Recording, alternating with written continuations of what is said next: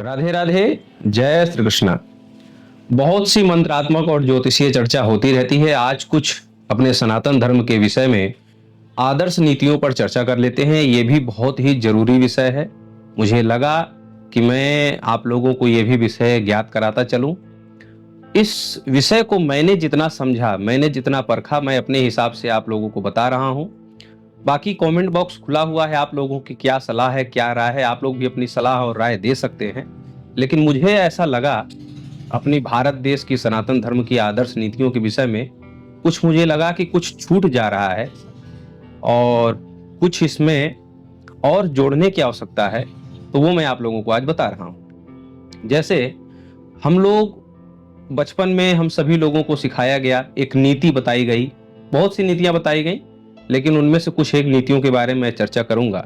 हम लोगों को सिखाया गया कि सर्वे भवन्तु सुखिनः, सर्वे सन्तु निरामयाः, सर्वे भद्राणि पश्यन्तु माँ कश्चित् दुख भाग भवेत्, अहिंसा परमो धर्म। ऐसी कुछ एक और बहुत सारी नीतियां सिखाई गई।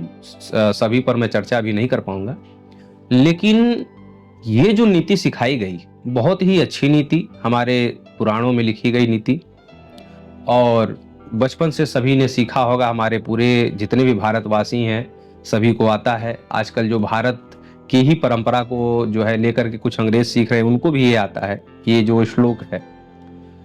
तो ये नीति बताई गई, इसका भावार्थ भी बताया गया कि सभी लोगों का कल्याण हो, सर्वे सर्वे भवन्तु सुखिनः, सभी लोग सुखी हों, सभी का कल्याण हो, सभी अच्छी बुद्धि अच्छी दृष्टि वाले हों, ये बताया गया। तो कहने का अभिप्राय ये है कि ये प्रार्थना ठीक है जब सभी लोग प्रकृति हितैषी, देश हितैषी, समाज हितैषी हों, तब ये ठीक है। जब समवेत में कहीं पर बहुत सारे लोग होते थे तो उनको समवेत में एकत्रित करके ये प्रार्थना करवाई जाती थी। तब ये प्रार्थना करवाई जाती थी जब सबको ये कंफर्म होता था कि ये जितने भी समवेत में उपस्थित हैं सभी देश, समाज और सभ्यता के, परंपरा के हितैषी हैं। वर्तमान समय में अगर यही नीति और यही आदर्श हम केवल मान करके चलें और बच्चों को यही समझाएं कि सर्वे भवन्तु सुखिनः यही पढ़ो, तो ये थोड़ा सा कुछ छूट जा रहा है, कुछ बताने में हमसे त्रुटि हो जा रही है।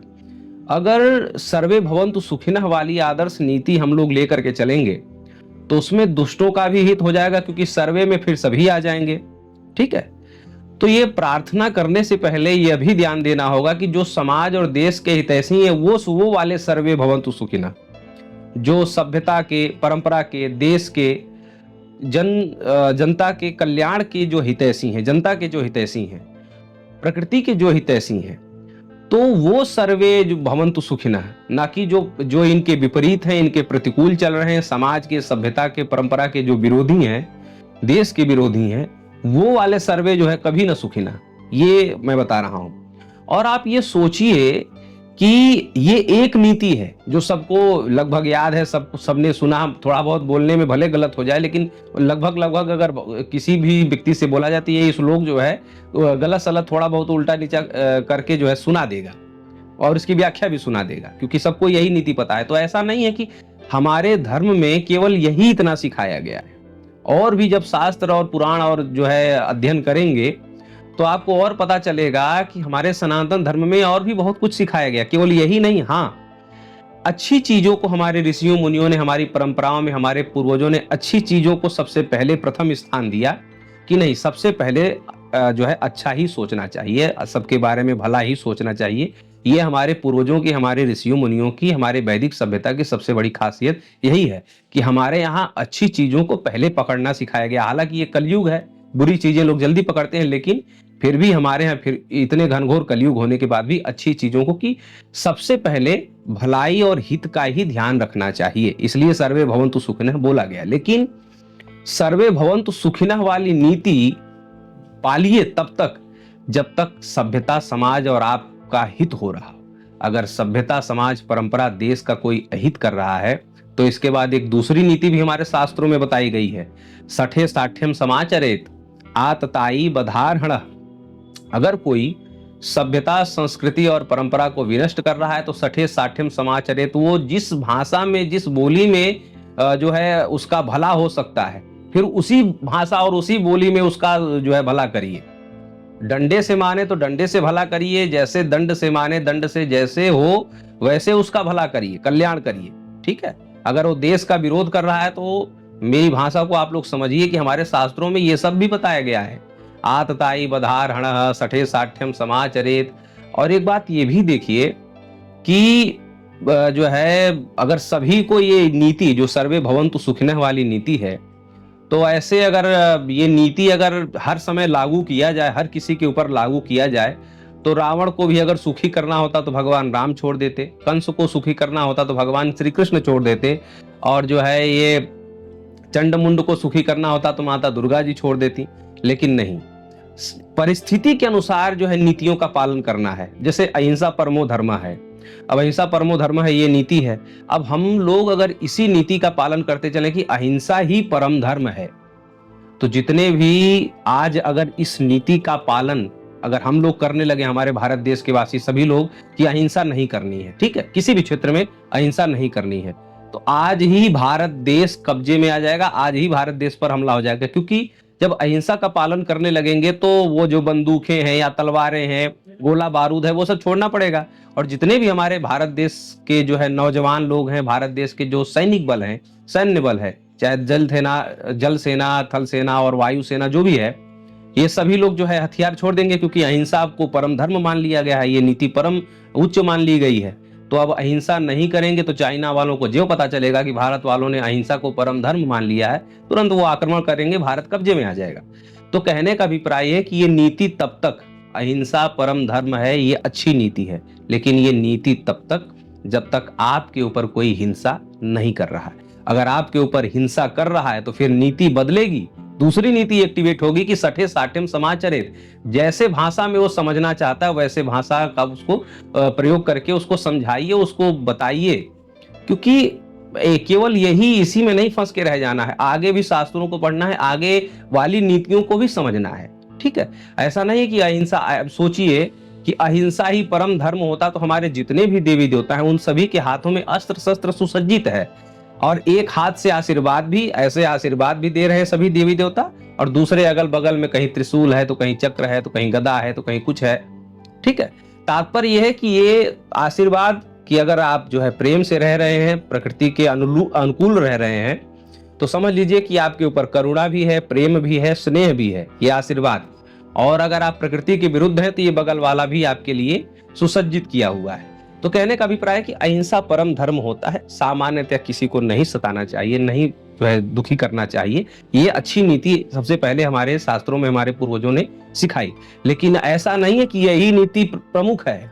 जब कोई जो है परेशान करने लगे, जैसे साधु संतों को, सब साधु संत लोग अहिंसा के जो है प्रेमी होते हैं, नहीं किसी को सताते हैं, चींटी तक भी, मच्छर तक भी मारना पसंद नहीं करते। लेकिन वही साधु संत जो एकदम शून्य में बैठे हुए हैं, किसी से बोलना नहीं, ना काहू से दोस्ती ना काहू से बैर, एकदम अपने भगवान में, अपने जो है परमात्मा में लीन है।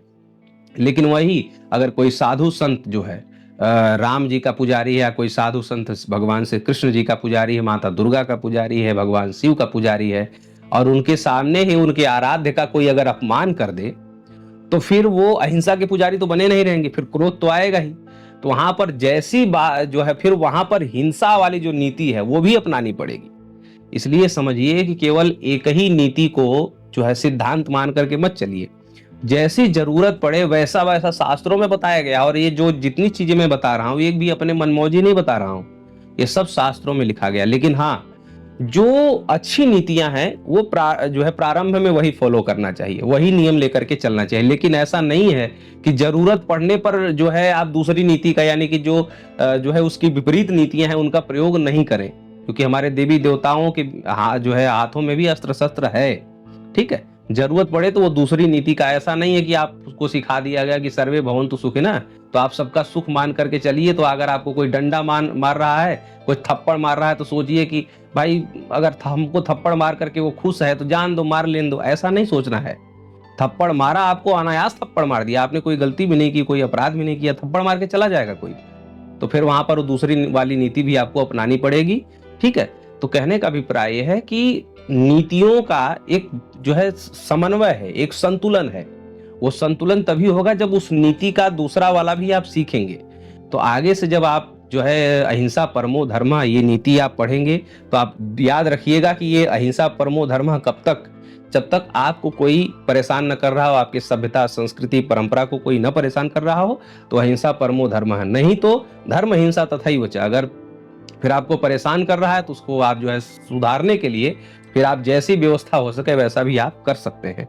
और सर्वे भवन्तु सुखिनः ये नीति आप मानिए, हमारे पूर्वजों ने सिखाया, लेकिन इस नीति को मानते मानते ये मत भूल जाइए कि अगर आपको कोई परेशान कर रहा है तो फिर सर्वे भवन्तु सुखिनः नहीं, फिर आपको उसको किसी भी प्रकार से आप जो है उसका जो है विपरीत जो उसकी नीति है आप उसका पालन करके फिर उसका भी आप उपचार करिए, ये भी आपको करना है। और ये जो है नीतियां जितनी भी हैं उसको आप अच्छे से समझिए। जब सारी नीतियां समझेंगे तो आपको नीतियों का संतुलन करना आ जाएगा।